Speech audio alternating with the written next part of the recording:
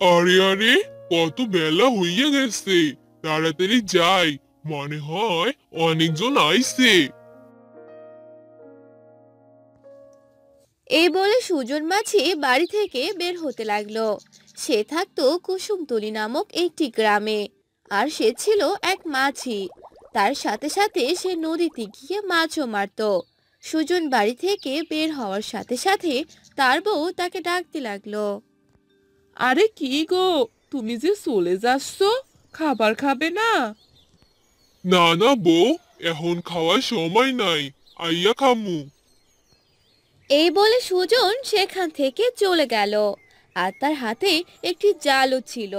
নদীর কাছে গিয়ে দেখে সেখানে অনেক লোক তার জন্য অপেক্ষা করছে। তখন সুজন বলে, কতজন মানুষ আমার জন্য অপেক্ষা করতাছে। যাই যাই, তাড়াতাড়ি যাই। তারপর সুজন তার নৌকার কাছে গেল। তখন সেই লোকগুলো তাকে বলতে লাগলো। আরে দাদা, কতক্ষণ থেকে তোমার অপেক্ষা করছি। আরে দাদা, খুব দেরি হইয়া গেল। চলেন চলেন, নৌকাতে উঠেন।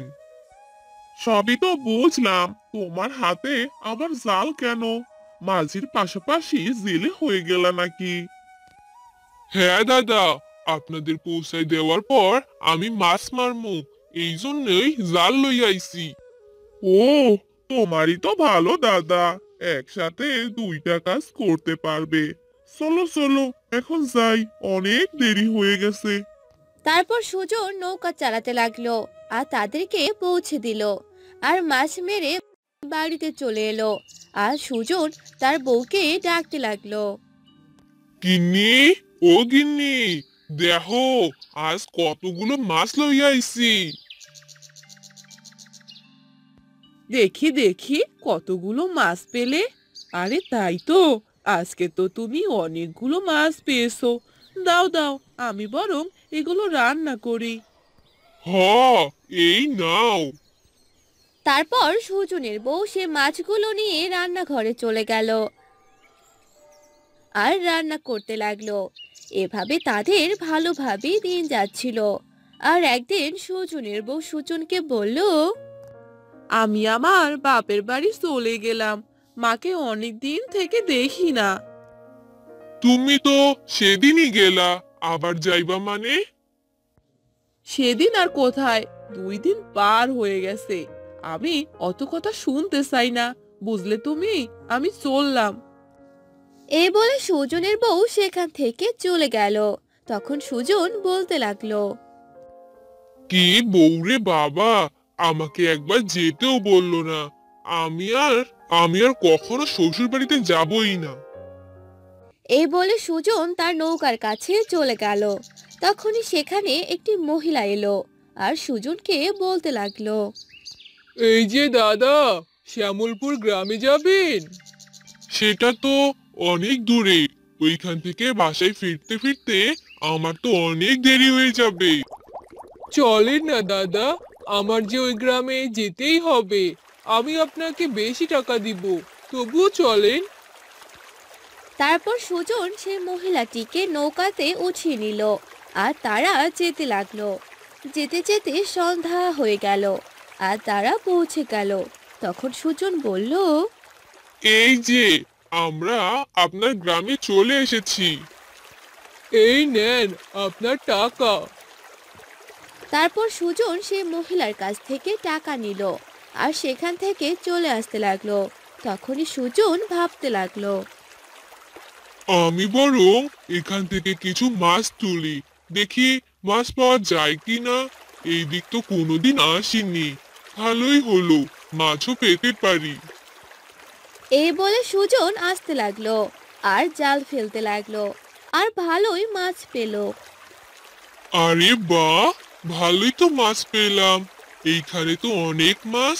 যাই, মাছ মারতে মারতে বাসায় যাই। মাছও হলো, বাসায়ও যাওয়া হলো। তারপর সুজন সেইখান থেকে আসতে লাগলো আর মাছ মারতে লাগলো।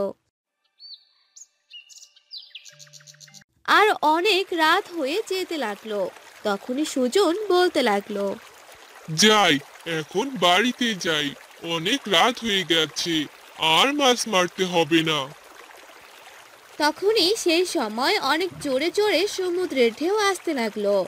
এত জোরে ঢেউয়ের কারণে সুজনের হাত থেকে জালটি পড়ে গেল। হায় হায়, আমার তো জালটা পানিতেই পড়ে গেল। এত ঝড় আসলো কোথা থেকে? তারপরেই এত জোরে ঢেউ আর ঝড়ের কারণে সুজন তার নৌকা ভালোভাবে চালাতে পারল না।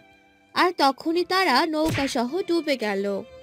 আহ আহ আহ এত ঢেউ আর ঝড়ের কারণে সুজন ভালোভাবে সাঁতার কাটতে পারল না আর ডুবে গেল।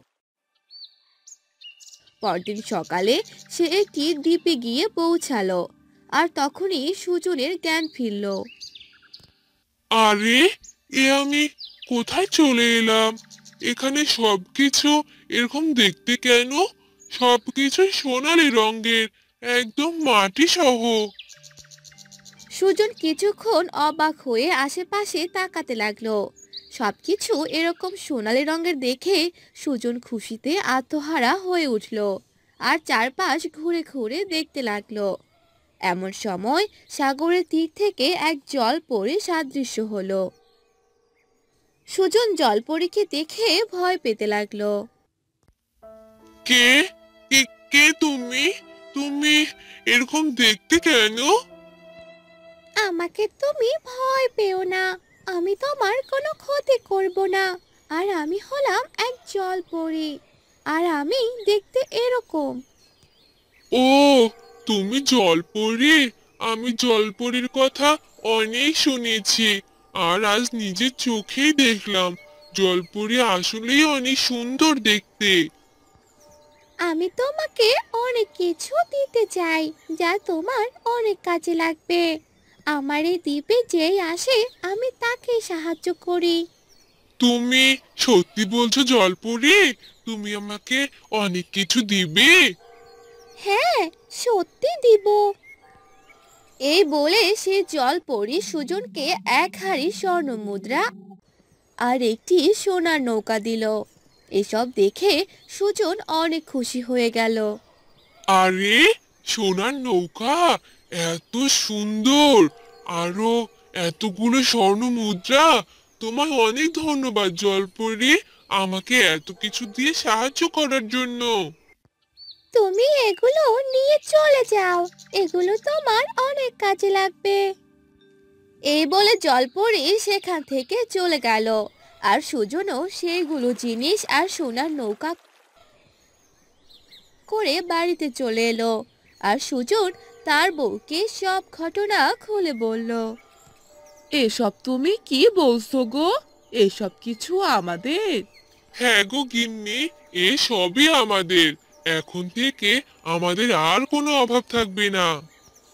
তুমি ঠিক কথাই বলেছো গো। এরপর থেকে সুজন ও তার বউ সুখে শান্তিতে দিন কাটাতে থাকে। তাদের আর কোনো অভাব থাকে না।